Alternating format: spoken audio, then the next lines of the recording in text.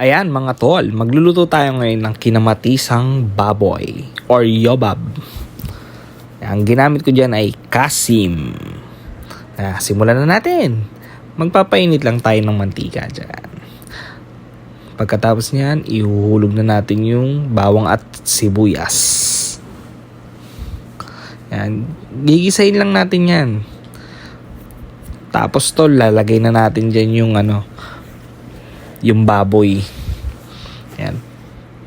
Isasama natin yan sa gisa. Yan. Tapos pababrownin lang natin yan, yung ganito. Ayan. Perfect. Ganyan pagka-brown niya, medyo tostado. Huwag naman yung sunog, syempre. Kasi yun, ihuhulog na natin yung kamatis. Ang ginamit ko dyan, mga kalahating kilong kamatis. Para legit na kinamatisan talaga. Ayan.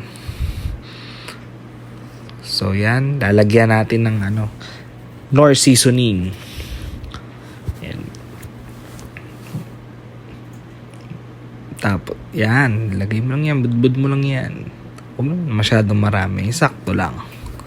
Tapos, syempre, halu-haluin natin yan para kumalat yung lasa ng Knorr.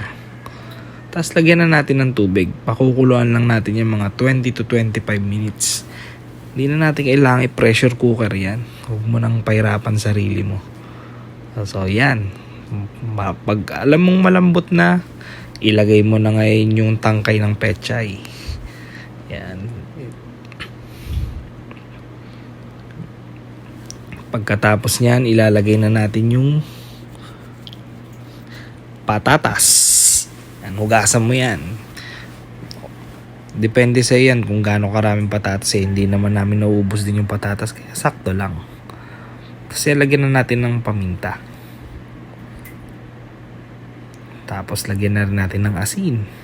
Para lalasa. Hindi yan maalat.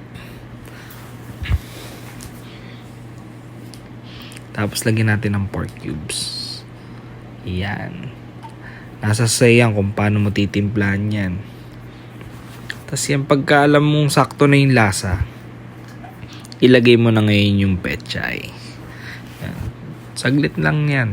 Huwag mo masyadong lutuin. Pangit pag overcook yan. So yan, tapos na rin yan mga tol. So, lamo na. So, ayan. Ito na nga pala yung outcome ng niluto nating kinamatisang yobab. So, tara, lamo na.